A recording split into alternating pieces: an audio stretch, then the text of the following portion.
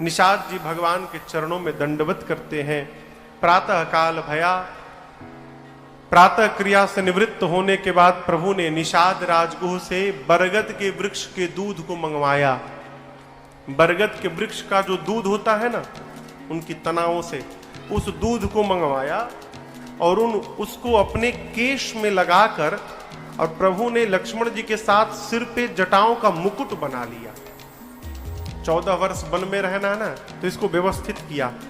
इस स्वरूप को देखते ही सुमंत जी रोने लगे। सुमंत जी ने राम जी से कहा, प्रभु आपके पिताजी ने कहा है 4 दिन वन दिखाकर आपको वापस लाने के लिए। राम जी ने सत्य की दुहाई दी, कहा तात धर्म न दूसर सत्य समाना, सत्य के जैसा दूसरा कोई धर्म नहीं है। सुमंत जी को प्रभु ने समझाया, मैं आऊंगा नहीं, वापस जाकर पिताजी के चरणों में मेरा प्रणाम करके कहिएगा कि 14 वर्ष बाद राम स्वयं आकर प्रणाम करेगा। सीता जी से जलने के लिए कहा, सीता मैया ने भी सुमंत जी को मना कर दिया। बाबा कहते हैं, बरबस राम सुमंत पठाए, सुर सरी तीर आप तब आए। प्रभु ने बरबस सुमंत जी को विदा किया और उसके बाद भगवान अब गंगा जी को पार करने के लिए गंगा जी के तट पर चले आए। अब यहां से एक बहुत प्यारी कथा प्रारंभ होती है। किनकी कथा? केवट भैया की कथा। केवट जी की कथा आप लोग जानते हैं, सुने हैं कभी? हाँ, हम तो सुनाएंगे ही, इसके पहले कभी सुनी है? मानस में बड़ा अद्भुत प्रसंग है केवट भैया का।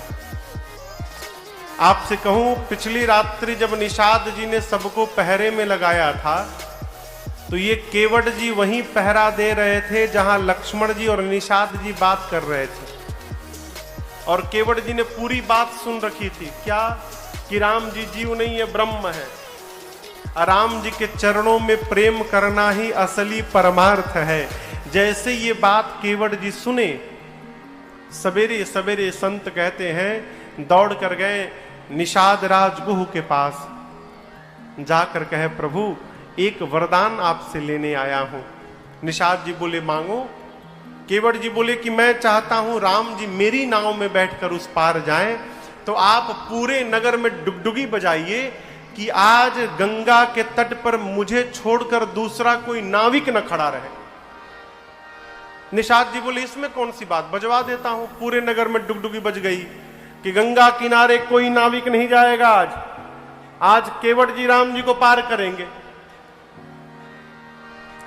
केवट भैया गए, नाव पर बैठे, नाव को लेकर बीच नदी में जाके खड़े हो गए। क्यों? सोचे यदि किनारे रहूंगा, राम जी आकर बैठ गए पहले, अब फिर बोलेंगे कि ले चलो तो क्या करूंगा, इसलिए पहुंच से दूर रखो नाव को। नाव को दूर लेके गए, राम जी गंगा तट पर पहुंचे। और आप इस दृश्य का दर्शन करिए, जो भगवान पूरे संसार को देते हैं वो भगवान आज हाथ फैलाकर मांगने लगे। बाबा कहते हैं, मांगी नावना केवट आना, मांगी नाव न केवट आना, कही तुम्हारा मरम मैं जाना, कही तुम्हारा मरम मैं जाना, चरण कमल रज कहु सब कही, चरण कमल रज कहु सब कही, मानुष करनी मूरी कछु आई, मानुष करनी मूरी कछु आई,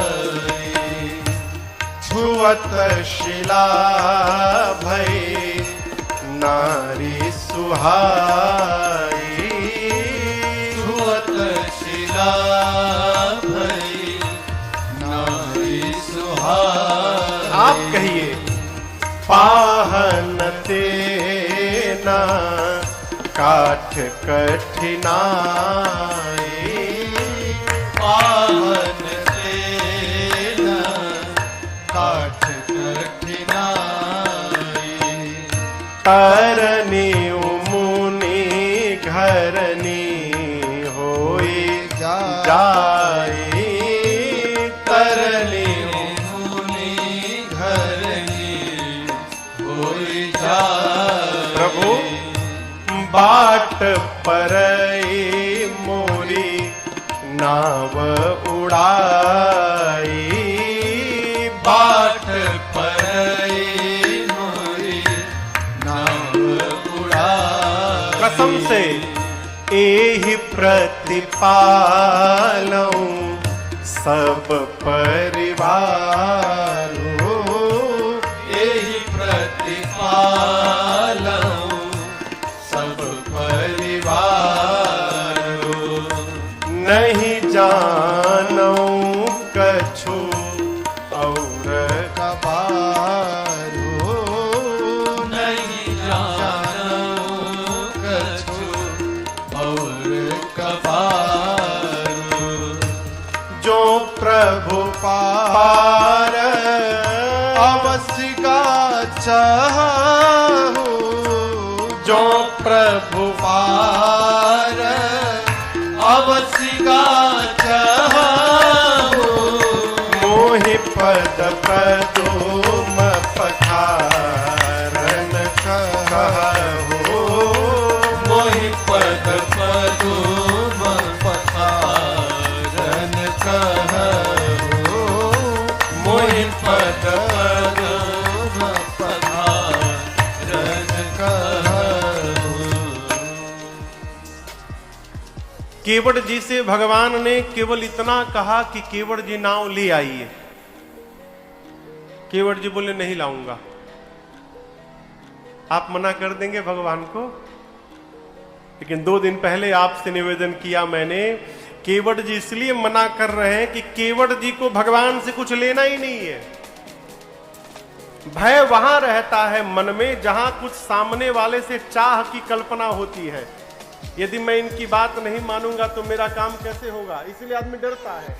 केवट जी को कुछ लेना ही नहीं है, मना कर दिया नहीं लाऊंगा। और केवल मना ही नहीं किया, ऊपर से कहते हैं कि मैं आपके मर्म को जान गया हूं। अरे भगवान के मर्म को जान गए? जिन भगवान के मर्म को साथ में जन्म लिए लक्ष्मण जी नहीं जान पाए। लक्ष्मण हूं यह मर्म न जाना। जिन भगवान के मर्म को ब्रह्मा विष्णु महेश नहीं जान पाए। गुरुदेव भगवान वाल्मीकि जी कहते हैं राम जी से कि राम जी जग पे खन तुम देख निहारे, विधि हरि शंभु तीनों को राम जी आप नचाव निहारे। और जिन ब्रह्मा विष्णु महेश को राम जी आप नचाते हैं, तेऊ न जाने मर्म तुम्हारा। वाल्मीकि जी कहते हैं कि ब्रह्मा जी विष्णु जी और शंकर जी भी राम जी आपके मर्म को जानते नहीं हैं। और उन्हीं भगवान से ये केवट जी क्या बोले, कहे तुम्हारा मर्म मैं जाना। मैं आपके मर्म को जान गया। लक्ष्मण जी सुने तो हिल गए, कहे भैया बचपन से आपके साथ मैं लगा हूं, आज तक आपका मर्म मैं नहीं जान पाया। ये केवट जी बोल रहे मर्म जान गया हूं। राम जी बोले पूछो पूछो कौन सा मर्म जान गए। लक्ष्मण जी ने पूछा कौन सा मर्म जान गए आप? केवट जी बोले यही जान गया हूं कि राम जी यहां क्यों आए हैं। लक्ष्मण भैया बोले इसमें जानने वाली कौन सी बात है?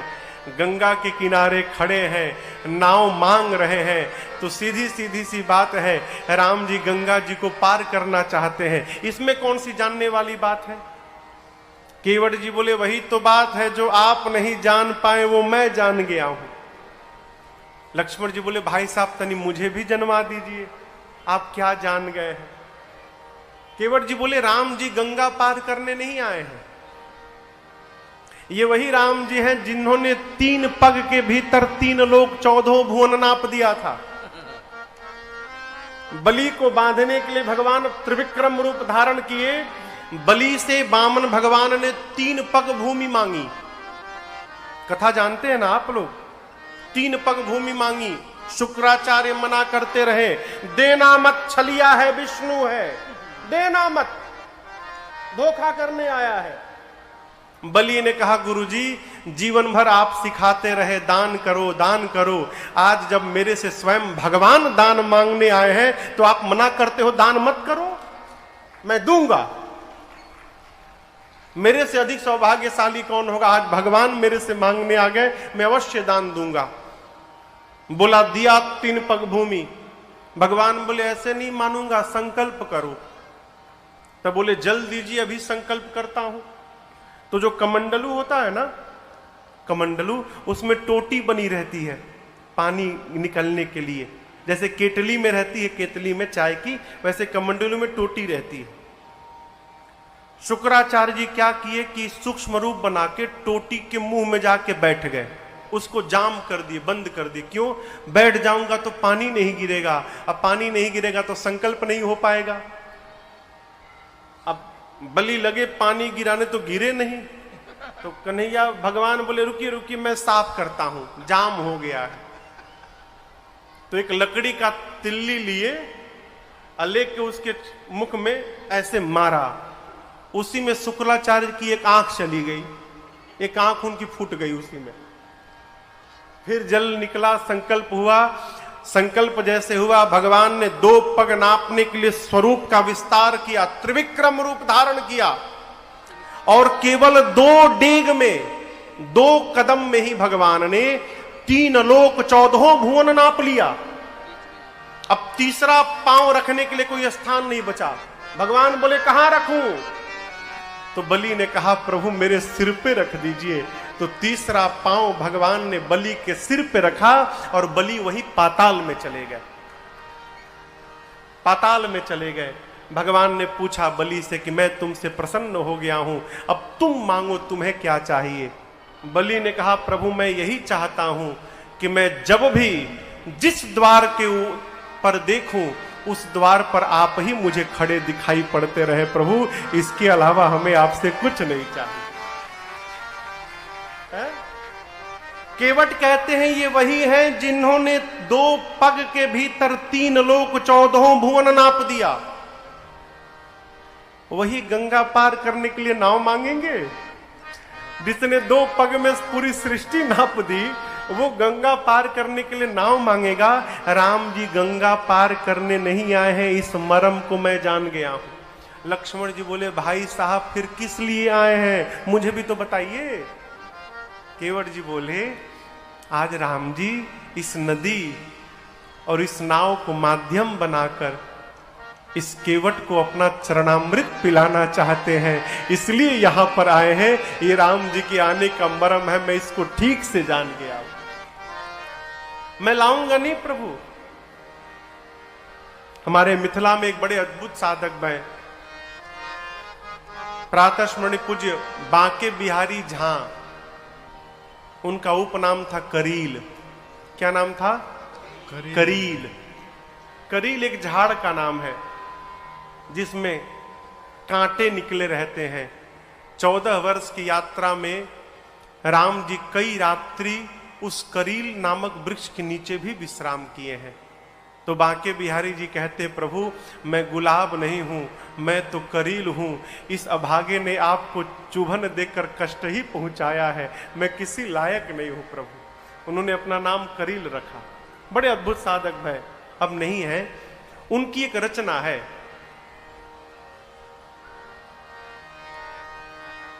समझने में कठिनाई नहीं होगी, मैं गाऊंगा नहीं, मुखड़ा सुनाता हूं केवल आपको।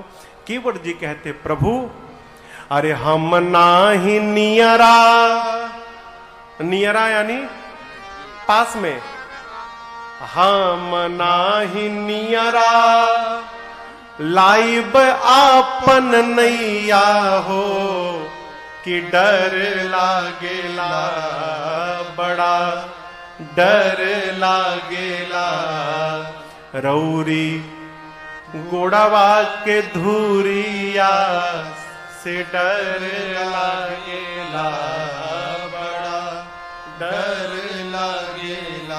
आपके पांव के धूल से बहुत डर लगता है, मैं निकट नहीं लाऊंगा। लक्ष्मण जी बोले डरना है तो धनुष बाण से डरना चाहिए, तुम पांव के धूल से डरते हो। बोले जड़ी बूटी है उसमें, पत्थर के तिरिया, तिरिया यानी स्त्री, पत्थर के तिरिया अरे बनौनी रउआ राजा जी ई सब कहेला, ई सब कहेला। इत लकड़ी के नैया से डर लागेला बड़ा डर लागेला। केवट जी बोले प्रभु आपके पांव में जड़ी बूटी है, आपने कभी किसी पत्थर को छुआ था? लक्ष्मण जी बोले हाँ मेरे सामने छुआ था, वो पत्थर स्त्री बन गया? हाँ बन गया था। अब आप बताइए यदि पांव के जादू से पत्थर स्त्री बन सकता है तो उस पांव के जादू से मेरी नाव स्त्री नहीं बन सकती है क्या? और इसी नाव से मेरे परिवार का पोषण होता है, छोटे छोटे बच्चे हैं, नाव चलती है तो घर में भोजन जाता है। आप बताइए प्रभु नाव ही चली जाएगी तो मेरे बच्चे तो भूखे मर जाएंगे। किसी के रोजी रोटी पर लात नहीं मारना चाहिए। नाथ आपसे एक प्रार्थना करता हूं, पांव धो के वो जड़ी बूटी निकाल लेता हूं फिर बिठा के ले चलूंगा। कहिए धो लूं पांव? भगवान मौन खड़े रहे। लक्ष्मण जी बोले अरे क्या बात करते हो तुम? अरे एक बार हुआ आई बात गई, एक बार हुआ था, बार बार थोड़ी हुआ। न जाने राम जी ने कितने पत्थरों पे पांव रखा, उसके बाद दूसरा कोई पत्थर तो स्त्री नहीं बना। केवट जी बोले मैं भी जानता हूं कि एक ही बार हुआ, दूसरा कोई पत्थर स्त्री नहीं बना, लेकिन कौन सा पत्थर स्त्री बना ये बताइए। कौन सा पत्थर स्त्री बन गया? जिस पत्थर के बारे में राम जी ने इशारा करके पूछा था, जिस पत्थर को टारगेट किया गया, पूछा मुनि ही शिला प्रभु देखी, वो स्त्री बन गया। यहां हजारों नाव खड़ी है, इन सभी नाव में राम जी को हमरे नाव दिखाई पड़ी। जिस तरह वहां पर उस पत्थर को इशारा किया गया था उसी प्रकार यहां भी मेरी नाव को इशारा किया गया है, यानी यहां भी खतरा है, मैं अपनी नाव जाने नहीं दूंगा। लक्ष्मण जी बोले भैया मना कर दिया। राम जी बोले भगत है मेरा। लक्ष्मण जी बोले जो आपकी बात न मान रहा हो आपका भगत है? आप कह रहे नाव लाओ, कहता है नहीं लाऊंगा। राम जी बोले इसमें इसका दोष नहीं है लक्ष्मण, वनवास मेरा हुआ था, न तुम्हारा हुआ था न सीता का। अयोध्या से चलते मैंने आपको भी मना किया मत चलिए, आप माने नहीं माने। सीता को मना किया मत चलो, मानी नहीं मानी। मैं उसी समय समझ गया कि घर से निकलते समय मेरी बोहनी बिगड़ गई है आज। अब रास्ते में जो भी मिलेगा कोई मेरी बात मानने वाला नहीं है। लक्ष्मण जी बोले केवट जी से तुमको भय क्या है? केवट जी बोले मेरी नाव स्त्री बन जाएगी, और वो भी स्त्री बनती है कौन सी? ब्राह्मणी।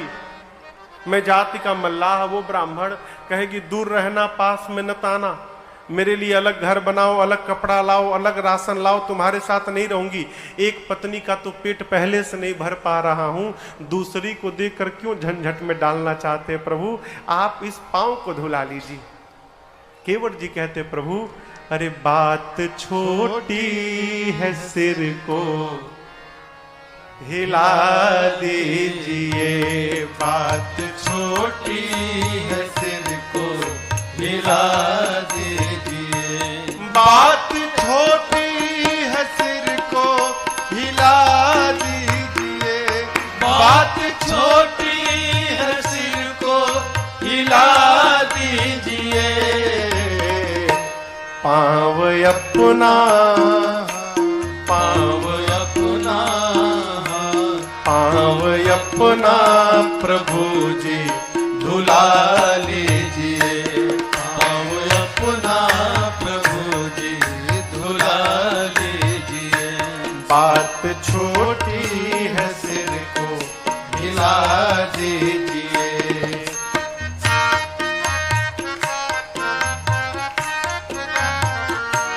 हम हैं अनपढ़े कोई भूल हो ही गई, हम हैं अनपढ़ कोई भूल हो ही गई। हम हैं अनपढ़े कोई भूल हो ही गई। हम हैं अनपढ़ कोई भूल हो ही गई। आप मालिक हैं, आप मालिक है, हाँ आप मालिक है, सब कुछ भुला दीजिए। आप मालिक है, सब कुछ भुला दीजिए। बात छोटी है, सिर को हिला दीजिए।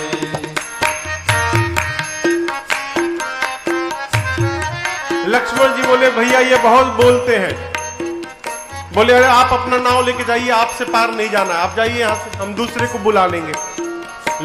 केवट जी बोले दूसरे को बुला लो, बुला लो, आ गया तो नाम बदल लूंगा अपना। गैर मल्लाह आएगा हरगिज नहीं, गैर मल्लाह आएगा हरगिज नहीं। गैर मल्लाह आएगा हरगिज नहीं, गैर मल्लाह आएगा हरगिज नहीं। नाम लेकर, नाम लेकर, हाँ नाम लेकर किसी को बुला लीजिए। नाम लेकर किसी को बुला लीजिए। बात छोटी है, सिर को हिला दीजिए।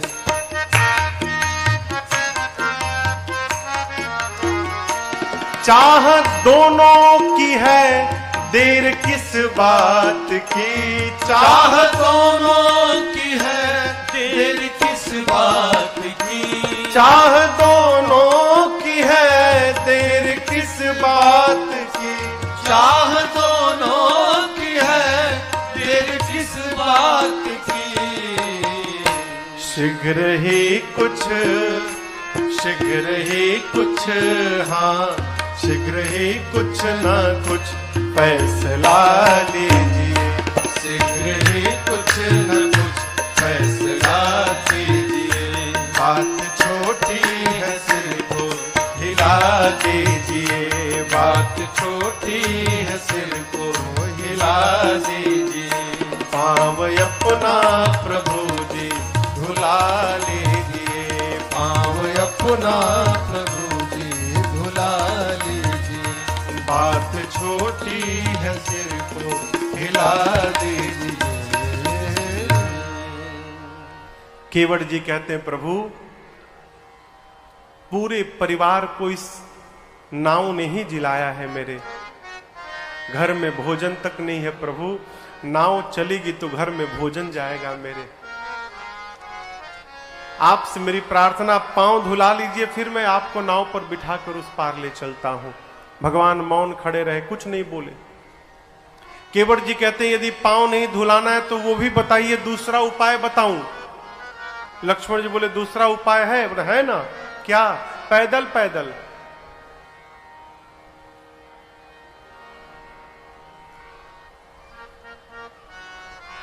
पांव धोने की आवश्यकता ही नहीं पड़ेगी, यही घाट के थोड़ी के दूर है कटिलाओं जल था दिखाई हुजूर। इसी घाट से थोड़ी दूर आगे चलिए, वहां केवल कमर भर पानी है। आगे आगे लकड़ी लेकर, लाठी लेकर मैं चलूंगा, डरिएगा मत, मेरे पीछे पीछे पैदल पैदल आप लोग आइए, पैदल ही गंगा पार करा दूंगा, नाव की आवश्यकता ही नहीं है। क्यों? केवट जी बोले, केवट जी जानते हैं कि राम जी पैदल पैदल गंगा को पार करने वाले नहीं है। क्यों नहीं करेंगे? गंगा जी भगवान के पांव से निकली हैं, इसलिए गंगा जी भगवान की बेटी हो गई। कोई भी पिता अपनी बेटी को लांघ नहीं सकता है, लांघता नहीं है। तो केवट जी जानते हैं कि राम जी गंगा जी को पैदल पार करने वाले तो है नहीं, तो उपाय वही बताओ जो राम जी न करे। तो मेरे ऊपर से ये भी ब्लेम हटेगा कि मैंने दूसरा कोई ऑप्शन नहीं रखा था। भाई मैंने तो कहा था कि पैदल पैदल पार करा दूंगा, अब आप ही नहीं मान रहे तो हम क्या करेंगे। भगवान कुछ नहीं बोले तो केवट जी बोले जाना है कि नहीं जाना है। मुझे तो लगता है आपको पार नहीं जाना है, आप बस यूं ही आए हैं। यदि आपको पार जाना है तो अब आप कहेंगे, मैं बहुत बोल लिया, अब आप कहेंगे कि केवट मेरे पांव को धो और मुझे नाव पर बिठाकर गंगा के उस पार ले चलो। मैं आपके पांव को अब अपनी ओर से धोने वाला नहीं हूं। अब बोलिए। भगवान फिर मौन रहे। केवट भैया के समझ में बात नहीं आ रही है कि नाव मांगने के बाद राम जी मौन क्यों हो गए हैं। फिर अचानक केवट भैया के मन में एक बात आई, लगे राम जी के चारों तरफ गोल गोल घूमने। लक्ष्मण जी बोले ये क्या कर रहे हैं आप। केवट जी बोले मैं देख रहा हूं ये जो कपड़ा पहने हैं इसमें कहीं जेब नहीं बना है, एक भी पॉकेट नहीं है, जेब नहीं है। जेब नहीं है यानी ठन गोपाल, इनके पास कुछ है ही नहीं। और मैंने अपनी इतनी गरीबी सुना दी कि नाव चलने से घर में भोजन जाएगा, इनके पास कुछ है ही नहीं। लगता है मारे संकोच के नहीं बोल पा रहे हैं कि केवट नाव से उस पार उतारेगा तो मैं दूंगा क्या। यही बात है ना। केवट जी बोले मुक्त करता हूं। बोले प्रभु पांव धोऊंगा, नाव पर बिठाऊंगा, गंगा के उस पार ले जाऊंगा। और राम जी सौगंध लेकर कहता हूं प्रभु आपसे कुछ मांगूंगा नहीं, मैं ऐसे ही आपको पार उतार करके चला आऊंगा, कुछ नहीं मांगूंगा प्रभु। केवट जी यहां सौगंध उठा लिए। बाबा कहते हैं केवट भैया बोले पद कमल धोई चढ़ाई नाव, ननाथ उतराई चहो, ननाथ उतराई चहो, ननाथ उतराई चहो। मोहि राम राउर आन, दशरथ सपथ सब साची कहो, सपथ सब साची कहो, सपथ सब साची कहो। केवट जी बोले राम जी आपकी सौगंध लेता हूं, आपके पूज्य पिताजी की सौगंध लेता हूं, मैं कुछ नहीं मांगूंगा, ऐसे ही उतार के चला आऊंगा।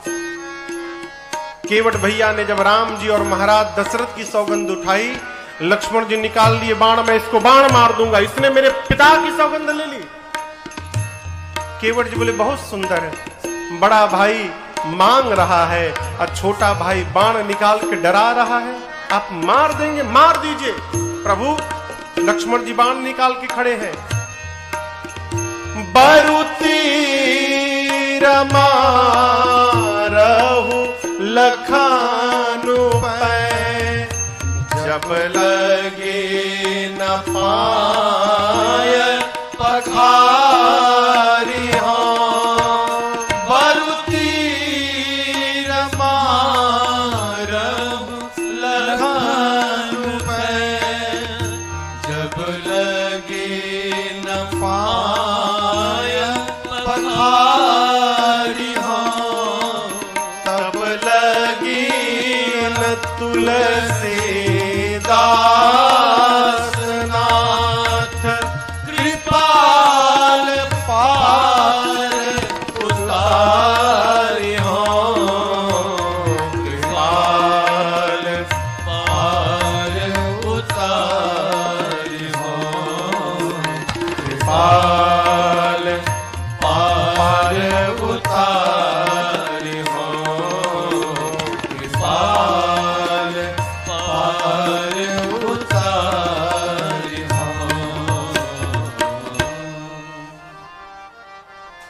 केवट जी बोले प्रभु लक्ष्मण जी बाण दिखा रहे हैं मारने के लिए, मार दें, मरना स्वीकार है, परंतु जब तक पांव नहीं धोऊंगा तब तक आपको नाव में मैं बिठाने वाला नहीं हूं। लक्ष्मण जी तुरंत मारिए। क्यों? मैंने सुना है मरते समय आपके भैया का नाम आ जाए तो जीव का उद्धार हो जाता है। आप मुझे बाण मारेंगे, ये केवट मरेगा तो राम जी का नाम नहीं, साक्षात राम जी ही सामने खड़े रहेंगे। ऐसी मृत्यु किसी को नहीं मिलेगी, तुरंत मारिए मुझे। लक्ष्मण जी देखिए तो बड़ा ज्ञानी है। लक्ष्मण जी ने बाण पीछे रख लिया। केवट जी कहते प्रभु मरना स्वीकार है, परंतु जब तक पांव नहीं धोऊंगा मैं गंगा के उस पार नहीं ले जाऊंगा। केवट जी की इन वचनों को सुनने के बाद भगवान मुस्कुरा पड़े। बाबा कहते हैं सुनी केवट के बैन प्रेम लपेटे अटपटे बिहसे करुणा चितई जानी लखन तन। केवट जी की अटपटी बातों को सुनकर भगवान बिहस पड़े। लक्ष्मण जी और सीता जी को भगवान ने देखा। क्यों देखा? सीता जी से मानो देखकर राम जी कहना चाहते हैं सीता जी एक बार मेरा पांव आपके पिताजी ने धोया तो आपके पिताजी ने पांव धोया तो आपको दिया बदले में, लेकिन आपके सामने आज केवट फ्री में धोएगा, मुझे कुछ देने वाला नहीं है, ऐसे ही धो के ले जाएगा। भगवान के दाहिने पांव की सेवा लक्ष्मण जी करते थे, बाएं पांव की सेवा सीता जी करती थी, और दोनों एक दूसरे को छूने नहीं देते थे। भगवान कहते हैं कि जिन पांव की सेवा आप दोनों करते थे, आप दोनों के सामने उन दोनों पांव की सेवा केवट जी करने वाले हैं और आप दोनों मूक दर्शक रहेंगे। आज आप दोनों कुछ बोल नहीं सकते हैं। भगवान मुस्कुराने लगे। केवट जी बैठे, प्रभु इशारा हो तो हम पांव धोएं, और कृपा के सिंधु राम जी ने केवट जी पर कृपा कर दी। बाबा कहते हैं कृपा सिंधु बोले मुस्काई, कृपा सिंधु बोले मुस्काई, सोई करु जेहि तव नाव न जाई, सोई करु जेहि तव नाव न जाई, बेगी आनु जल पाय पखारो, बेगी आनु जल पाय पखारो, होत विलंब उतारहि पारो, होत विलंब उतारहि पारो। प्रभु ने केवट जी से कहा केवट जी विलंब हो रहा है, शीघ्र जल लाइए, पांव पखारिए और हम लोगों को गंगा के उस पार पहुंचाइए। यहां एक बड़ा अद्भुत दृश्य। केवट जी बोले प्रभु गंवार हूं लेकिन इतना भी गंवार नहीं हूं। एक बात मैं भी जानता हूं कि कोई भी अच्छा काम शुभ कार्य अकेले नहीं करना चाहिए, पूरे परिवार के साथ करना चाहिए। यदि आज्ञा मिल जाते तो पत्नी बच्चों को बुला लाता। लक्ष्मण जी बोले कहीं नहीं जाना है, 3 घंटे से तुम खड़ा किए हो यहां पर, भैया जाना नहीं है इसको, ये जाएगा तो न जाने कब आएगा फिर। अब भक्त कहता है कि मुझे जाना है, लक्ष्मण जी बोले नहीं जाना है।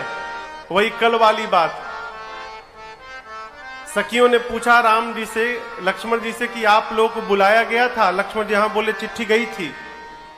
राम जी से पूछा गया, राम जी बोले नहीं गई थी।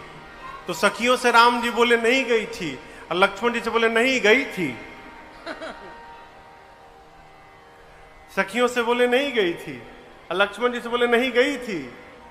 वही बात यहां पर लक्ष्मण जी बोले कि इसको भेजना नहीं है घर। अब भगत बोल रहा है प्रभु घर जाना है। राम जी बोले नहीं जाना है, लक्ष्मण जी बोले नहीं जाना है। केवट से बोले चुप, नहीं जाना है। कैसे जाना है इसका उल्लेख गोस्वामी जी ने कवितावली जी में किया। कैसे? अरे प्रभु रुख पाई के केवट जी दौड़े हैं और बोलाई बालक घर। रुख यानी इशारा, आंख का इशारा। लक्ष्मण जी से राम जी बोले नहीं भेजना इसको, और केवट जी को इशारा किए भागो। जैसे केवट जी भगवान का रुख पाए दौड़े हैं गांव की ओर, जाकर पत्नी बच्चों को बुलाया। बोले नदी के किनारे जाओ, 2 राजकुमार हैं जो सांवले वाले हैं, उनके पास जाना, गोरखे के पास मत जाना, बहुत डेंजर है। हर बात में बाण निकाल लेता है मारने के लिए। गोरे वाले को छोड़कर सांवले वाले के पास जाना और प्रणाम करके चारों ओर से घेर कर बैठ जाना। पत्नी ने पूछा ये घेराबंदी क्यों करना है जी? केवट जी बोले 3 घंटा से खड़ा किया हूं और 3 घंटा करना है अभी। केवट जी का पूरा परिवार आया, बंदी के चरण चहु दिशि बैठे घेरी घेरी। केवट जी का परिवार भगवान को घेर के बैठ गया। केवट भैया छोटा सा कठौता लाए, चाहते तो बड़ा ले सकते थे, लेकिन छोटा इसलिए लिए कि एक बार में एक ही पांव आएगा, तो दूसरे पांव को धोने के लिए फिर से जल लाऊंगा तो समय निकलेगा, राम जी उतना अधिक यहां खड़े रहेंगे। अरे छोटो सो कठौता भरी, कठौता समझते हैं ना, लकड़ी का एक बर्तन होता है थाली जैसा, कठौता कहते हैं उसको। छोटो सो कठौता भरी आनी पानी गंगा जू को, ए जी धोई पाय पियत पुनीत बारी फेरी फेरी। लाए जल, दाहिना पांव रखे, रगड़ के धोए, पूरा पी गए। बोले प्रभु बायां बाकी है, अभी रुकिए फिर से ले आता हूं। फिर जल लाए, बायां धोए। अब देखिए बायां पांव धोने के बाद निकाल नहीं रहे हैं। राम जी बोले क्या हुआ केवट जी? बोले प्रभु एक भूल हो गई, दाहिना पांव धोया था, आपने फिर नीचे रख दिया, फिर धूल लग गया उसमें। तो राम जी बोले ऐसे तो जब जब धोगे तब तब लगेगा। बोले नहीं नहीं अब नहीं लगेगा। बायां पांव को आप मेरे गमछे पे रखिए, पांव इस पे धूल नहीं लगेगा, और प्रभु दाहिना पांव एक बार और धुला लीजिए। तो तीसरी बार जल लाए, प्रभु का दाहिना पांव दोबारा धोए। धोई पाए पियत पुनीत बारी फेरी फेरी, बदल बदल कर धोते हैं। 3 बार धो चुके हैं, तीनों बार धोकर पी चुके हैं। भगवान केवट जी के कपड़े पे खड़े हैं गमछे पर। लक्ष्मण जी बोले हो गया ना? केवट जी बोले कैसे हो गया? ये हमारे बच्चे मुंह देखने आए हैं, ये जो पत्नी और बच्चे आके बैठे हैं इनको नहीं चाहिए। लक्ष्मण जी बोले 3 बार तुम पिए हो तो इनकी याद नहीं आई? केवट जी बोले पहले हमार प्यास बुझे तब न इनकर बुझावे, 3 बार में मेरी तो बुझ गई प्रभु, एक बार नाथ, एक बार और धुला लेंगे ना, बच्चों को तनिक प्रसाद मिल जाएगा। भगवान बोले जाओ लाओ। चौथी बार गए, जल लाए, धोए और पूरे परिवार को चरणामृत डाला है। आप उस दृश्य की कल्पना करिए माई बाप, राम जी देख रहे हैं, राम जी साक्षी हैं, और भगवान के सामने ही केवट जी अपने हाथों से अपने बच्चों का मुख खोल खोल कर उनमें चरणामृत डाल रहे हैं। पूरे परिवार को तार दिया केवट भैया ने, पूरे परिवार को चरणामृत पिलाया, सबको पिला दिया। तो लक्ष्मण जी बोले कोई छूटा नहीं है ना घर वालों में से? नहीं कोई नहीं छूटा। अब ले चलो। अब बोले गांव वाले आप तो उस पार चले जाएंगे, उस पार जाएंगे, चले जाएंगे, हमको लौटर इसी गांव में आना है। गांव वाले जिंदा छोड़ेंगे? कहेंगे अपने पी लिए, घर वालों को पिला दिए और हम लोग को छूट गए। प्रभु इसी गांव में रहना क्यों झंझट में डालना चाहते हैं नाथ, एक बार और धुला लीजिए। अब लक्ष्मण जी भीतर भीतर आग बबूला हो रहे हैं। 5वीं बार जल लाए, फिर धोए पांव। और कल्पना करिए गांव में कितने लोग होंगे, लगे घूम घूम कर चरणामृत बांटने। केवट जी 2 घंटा समय लगा, बांट कर आए। लक्ष्मण जी एकदम आग बबूला, बोले अब लेकर चलो उस पार। केवट जी सोचे अब इनसे बोलेंगे तो हम मार डालेंगे। केवट जी गए, राम जी के पास जाकर बोले प्रभु एक बार और धोऊंगा। अरे अब क्यों धोओगे, अब कौन बचा, अब किसके लिए धोओगे तुम? राम जी बोले अरे केवट कब से खड़े हैं, विलंब हो रहा है। केवट जी बोले प्रभु क्षमा करिए, आपसे पहले भी कई लोग पार जाने के लिए खड़े हैं, अब तक पार नहीं हो पाए हैं। राम जी बोले कौन पार नहीं भया है, कोई दिखाई तो नहीं दे रहा है। केवट जी बोले यही तो बात है प्रभु, आप देख लिए होते तो वो कब के पार हो गए होते, आपकी दृष्टि ही नहीं पड़ी कि वो फंसे हैं। कौन फंसा है? केवट जी बोले हमारे पितृ देवता फंसे हैं, हमारे पूर्वज फंसे हैं, सबके सब फंसे हुए हैं। मैं चाहता हूं जो चरणामृत मैं पिया हूं वही चरणामृत अपने पितरों को देना चाहता हूं। प्रभु एक बार पांव धुला लीजिए, उसी जल से पितरों को तर्पण करने वाला हूं। राम जी ने अनुमति दी। बाबा कहते हैं केवट रामा प्रजाय सुपावा, केवट राम प्रजाय सुपावा। पानी कठवता भरिले आवा, पानी कठवता भरिले आवा। अति आनंद उमगी अनुरागा, अति आनंद उमगी अनुरागा। चरण सरोज पखारन लागा, चरण सरोज पखारन लागा। बरसे सुमन सुर सकल सिहाही, बरसे सुमन सुर सकल सिहाही।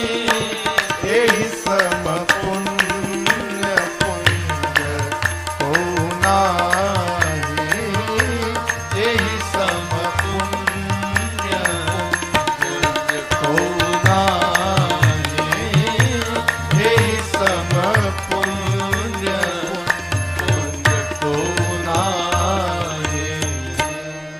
केवट जी प्रभु की आज्ञा मिलते ही जल लेकर आए और पितरों को तर्पण देना है, ऐसा भाव लेकर अति आनंद, अति उमंग और अति अनुराग के साथ प्रभु के चरणों को पखारना प्रारंभ किए।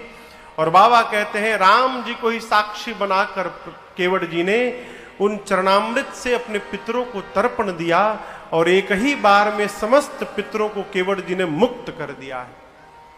देवता आकाश से केवट जी पर पुष्प की वर्षा करते हैं। अपने पार भय, घर वालों को पार किए, गांव वालों को पार किए, पितरों को पार किए और सबको पार करने के बाद केवट जी प्रभु, मैया और भैया लक्ष्मण जी को गंगा पार किए। गंगा पार करने के बाद गोस्वामी तुलसीदास जी महाराज कहते हैं उतरी ठाड़ भय सुरसरे रेता, सिय राम गुह लखन समेता। सबसे पहले गंगा पार करने के बाद मेरी मां सीता जी उतरी हैं, उसके बाद राम जी उतरे हैं, फिर निषाद राज गुह उतरे हैं निषाद आदि रघु के उतरने के बाद लक्ष्मण जी उतरे हैं और सबके उतरने के बाद सबसे अंत में केवट उतरी दंडवत कीन्हा प्रभु ही सकुच एहि नहीं कछु दीन्हा। सबसे अंत में केवट भैया नाव से उतरे हैं और आप दर्शन करिए, अब तक केवट जी ने भगवान को प्रणाम नहीं किया था, लेकिन गंगा पार करने के बाद केवट जी उतरे और सबसे पहला काम केवट जी ने राम जी को दंडवत किया है। जब केवट जी ने भगवान को दंडवत किया ना, तो उसके बाद राम जी ने केवट जी को उठाया नहीं। क्यों नहीं उठाया? राम जी सोचने लगे ये पुत्र है, इसने कह दिया कि मुझे आपसे कुछ नहीं चाहिए, मैं तो पिता हूं, क्या केवट जी को खाली हाथ विदा कर दूंगा? अब मेरे पास तो आज केवट जी को देने के लिए कुछ भी नहीं है। जैसे प्रभु के मन में ये बात आई, मेरी मां सीता जी ने अपने हाथ से सोने की अंगूठी निकाल दी। पियहि की सिया जान निहारी मणि मुदरी मन मुदित उतार। मां ने हाथ में मुद्रिका लेकर प्रभु से कहा, प्रभु आप संकोच का त्याग करिए, केवट जी को मुद्रिका दे दीजिए। राम जी बोले, आपने अपने हाथों से निकाल दिया? सीता मैया बोली, प्रभु मेरा हाथ तो है ही नहीं, मेरे पिताजी ने जिस दिन इस हाथ को आपके हाथ में सौंप दिया था, उस दिन से ये आपका हाथ बन गया, ये मेरा तो है ही नहीं नाथ। आप संकोच का त्याग करिए, केवट जी को मुद्रिका दे दीजिए। आप याद रखिएगा, वो मुद्रिका सीता जी के ही हाथ में है, राम जी नहीं लिए। राम जी ने केवट जी से कहा, केवट जी आपकी मां आपको उतराई दे रही है, आप मां से उतराई ले लीजिए। और जैसे केवट जी ने देखा कि सीता जी ने हाथ से मुद्रिका निकाली है, केवट चरण गहे अकुलाई, व्याकुल होकर केवट भैया भगवान के चरणों को जकड़ लिए। अब यहां से जो केवट जी का चरित्र सामने निकला है, यही चरित्र केवट जी को महान बनाता है। केवट जी कहते, प्रभु आप मुझे उतराई देना चाहते हैं, क्या नहीं मिला मुझे आज? आज मुझे जो प्राप्त हुआ प्रभु, मैं उसका अधिकारी था ही नहीं। आपके चरणों को देखने के लिए मुनि लोग जीवन भर यत्न करते हैं, और केवट को देखने के लिए नहीं, केवट को उन चरणों को स्पर्श करने का सौभाग्य आपने प्रदान कर दिया प्रभु। इससे अधिक किसी को जीवन में और क्या चाहिए? आपने मेरा दोष, मेरा दुख, मेरी दरिद्रता, मेरे जीवन का ताप प्रभु आपने सब समाप्त कर दिया है। इस केवट को अब आपसे कुछ नहीं चाहिए। केवट जी क्या बोले, हमें आपसे कुछ नहीं चाहिए। कल्पना करिए, क्या हम कभी भगवान से कहे हैं आज तक कि प्रभु हमें आपसे कुछ नहीं चाहिए? एक बार भी? केवट ने कहा, प्रभु अब कछु नाथ न चाहिए मोरे, दीन दयाल